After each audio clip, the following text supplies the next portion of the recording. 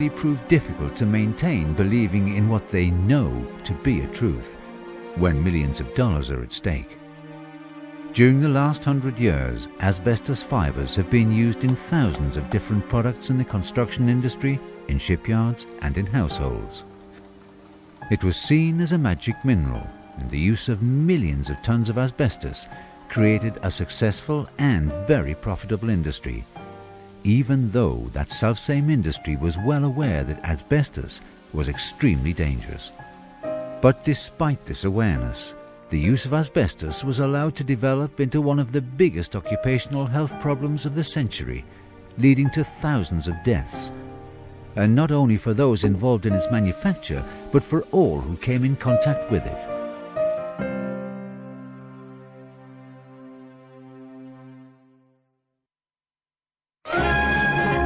In big production at a Rochdale plant is a new material likely to play a useful part in fighting fire.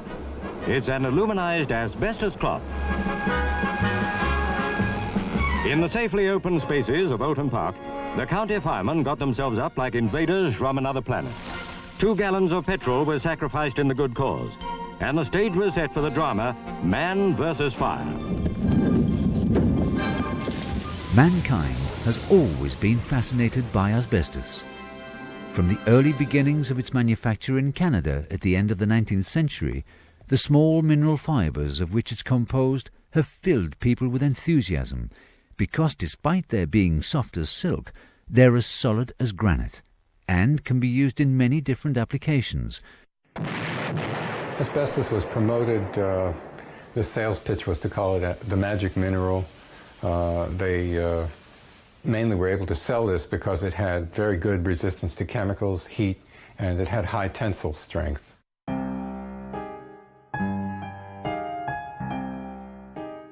In European and American industrialization, asbestos was inextricably linked with the potent symbols of progress: machines, steamships, and large building construction. At the beginning of the 20th century, the mineral was marketed as Lady Asbestos, a Greek goddess armed with a shield to protect civilization.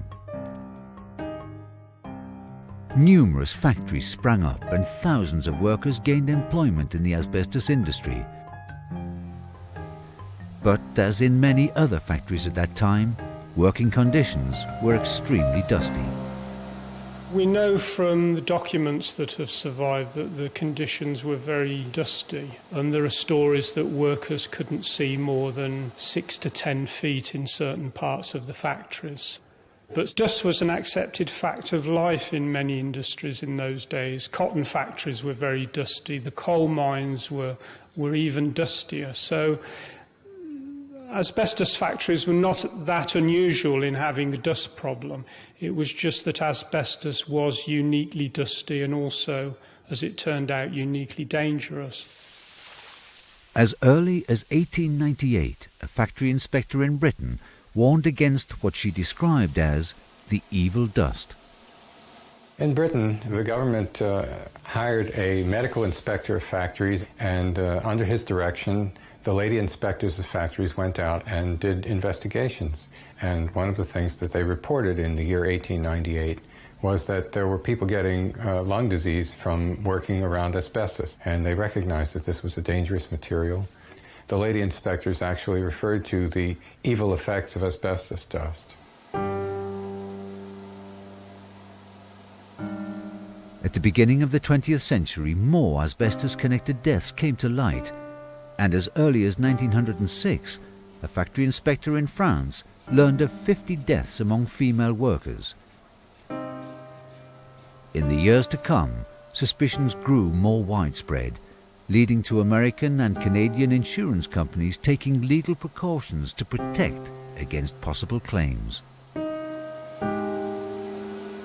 By 1918 in the United States, an insurance industry official published a report describing mortality in dusty trades, and in this report the insurance official said that it was generally the practice of American and Canadian life insurance companies to not sell life insurance to asbestos workers on account of the hazards of their trade, based on reported deaths from such causes as tuberculosis and pneumonia. Yet still no one would admit the full extent of the inherent dangers. It finally took the death of a British woman, Nellie Kershaw, to contribute in helping to unravel the mystery surrounding these dangers, with the inquest into her death resulting in a year-long battle over principles of responsibility and compensation. Nellie Kershaw was a young woman who worked at Britain's leading asbestos company, Turner Brothers in Rochdale. She died in 1924, and it's an important case because it was the first case in which there was an inquest. The inquest received extensive coverage in the local newspaper, the Rochdale Observer, and presented evidence that told her lungs were peppered with numerous, minute, sharp fibres which had cut directly into her lung tissue, causing thousands of tiny scars, until eventually her lungs could no longer function and she died of suffocation. The coroner in charge of the inquest described the cause of death as asbestos poisoning. But Turner Brothers, the company she'd worked for, rejected his findings. Turner Brothers never accepted responsibility for Nellie Kershaw's death, and basically she was never given any compensation by the company. You must remember that at that time the government compensation scheme had not yet been introduced. So officially she had a disease which didn't exist.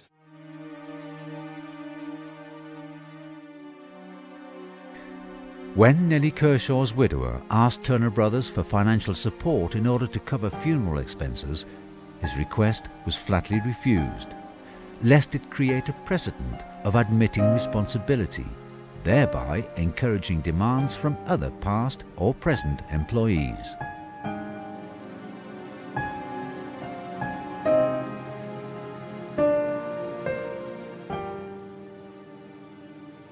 Three years later, the coroner in charge of the inquest summarised his observations in the British Medical Journal, and during decades to follow, thousands of victims would learn the name of their affliction: asbestosis. Following the publication of the Nellie Kershaw case, the British government decided to embark on a survey of asbestosis in the industry, and they examined over 300 workers. And then they reported on this in 1930, showing that over 1/4 of these workers had asbestosis. And the longer they'd worked in the industry, the higher the prevalence of asbestosis. There were so many workers dying from asbestosis that the government had to intervene. They found that the situation was so disastrous that they needed to introduce specific regulations to compel the factory owners to clean up the factories, and also to offer medical examinations and compensation to affected workers. The law, adopted in 1931, was the first of its kind in the world, but it was far from adequate, for the industry managed to have a decisive influence on the final drawing up of the law. The industry, for its part, wanted to limit the scope of the law, and they were successful in making it so that the law only applied to the most heavily exposed workers in the manufacturing plants. And this was very helpful to the industry from a marketing standpoint, because the people who use these products, the millions of people in the construction industry and in the shipyards, were not covered at all by these regulations. The practical uses of asbestos are very numerous. At least 18,000 articles are made of it, ranging from packing for steam engines and linings for friction surfaces to bulkheads for aeroplanes. No, not a member of a secret society, nor a medicine man, but an asbestos shield for firefighting. Asbestos comes into the home in the shape of fireproof curtains and covers, and in a variety of patterns. They are one answer to the problem of the careless smoker. Ash, but no char. If in a playful moment you feel you'd like to make a bonfire of the tablecloth, see that it isn't made of asbestos. Simultaneously, alongside the development of new products utilizing asbestos, more reports were published by British factory inspectors about their suspicions that asbestos also caused lung cancer. The American asbestos giant, Johns Manville, decided in all secrecy to conduct laboratory research on mice and rats. The researcher along the way became curious about cancer, and he allowed these animals to live out their full lives, and it turned out that 9 of 11 of these animals in this group developed lung cancer. But the companies kept him from publishing that. He died in 1946, and the new director of the laboratory wrote up the study that had been done by his predecessor. He included reference to tumors and cancer, and the companies who were the sponsors, executive vice presidents and presidents of these companies, met in the boardroom at the Johns Manville Corporation in November of 1948, and they sent back directions to the laboratory, take out all reference to cancer and tumors. And the author of the study did just that.